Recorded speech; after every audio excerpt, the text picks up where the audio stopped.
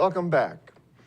Moses Lake may end services and raise rates to deal with an estimated $1.3 million budget shortfall. The city is considering closing the Larson Recreation Center, the ice skating rink, ending the summer concert series, and raising ambulance fees to cover the loss. City officials do not expect to receive as much property taxes from REC Silicon after a decision by the Grant County Board of Equalization. The board cut the value of REC's property by about 2/3, lowering the value from $700 million to $250 million. The company has been challenging the property value listed by the assessor for the past 5 years.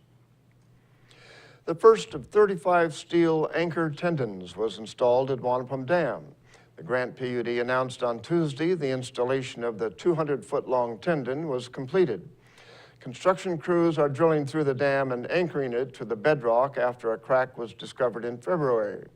Since the crack was discovered, the utility lowered the water behind the dam and began investigating how the crack occurred. Engineers determined an error during the dam's design led to the crack. Crews are also installing 50 steel bars to repair the crack.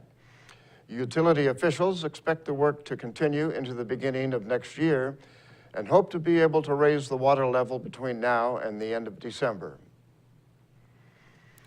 In Northwest news, authorities have found and killed the mountain lion they believe attacked a 6-year-old boy in the hills above Cupertino, California. For CNN, Betty Yu has the details. These are the dogs that finally trapped the big cat in a tree 65 feet high. They picked up the scent after search crews came across these fresh paw prints this morning. It would not have been possible to tranquilize it.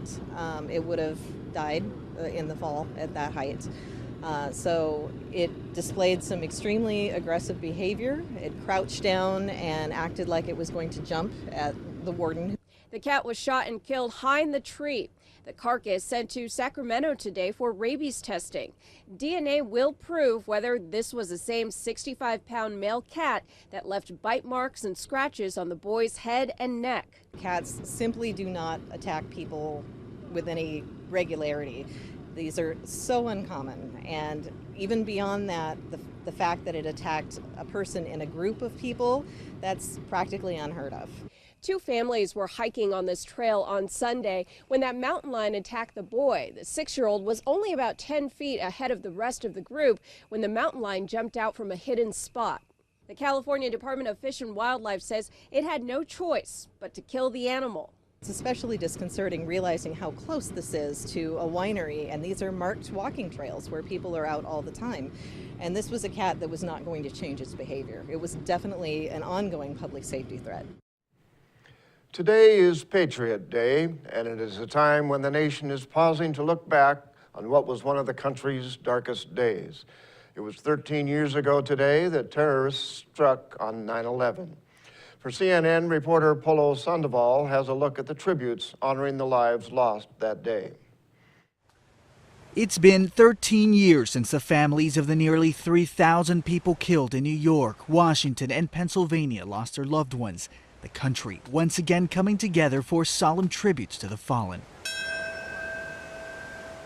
In Manhattan, each of the names now engraved on a memorial were read out loud. They were mothers, fathers, aunts, uncles. I'm honored to read names today in honor of my uncle, John Robert Cruz, who was in the North Tower. The tributes broken up by 6 moments of silence, one for each plane that crashed and one for each World Trade Center tower that fell. President Barack Obama delivered a speech at the Pentagon. A time that has brought us pain but also taught us endurance and strength. A time of rebuilding, of resilience, and of renewal. Bells rung in remembrance in this Pennsylvania field, the site where the 4th hijacked flight crashed. I hope people remember how on 9/11 we all came together as a country, and they are paying their respects, but it's not a sad day, it's just a day of remembrance. Symbols of solidarity in every corner of the country. They're lasting reminders of the nation's promise to never forget. In Washington, I'm Polo Sandoval. And that's going to do it for us here at iFIBER 1 News. We want to thank you for watching, and we'll see you again tomorrow.